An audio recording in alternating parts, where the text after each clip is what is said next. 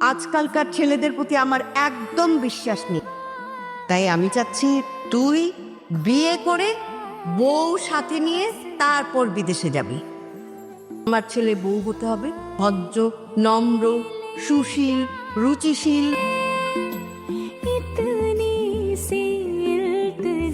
কেন সাচ্ছি?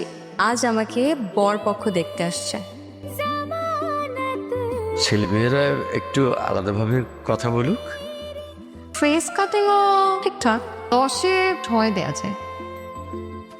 Hello, mister engineer, ঘড়ির সাথে না থাকলে সময় দেখবেন কি করে? ঘড়িটা যে হাত থেকে পড়ে গেল সেটাও তো খেয়াল করেননি। সরি লেট হয়ে গেল। 20 মিনিট 22 সেকেন্ড দাঁড় করে রেখে আপনি আমাকে বলছেন একটু লেট।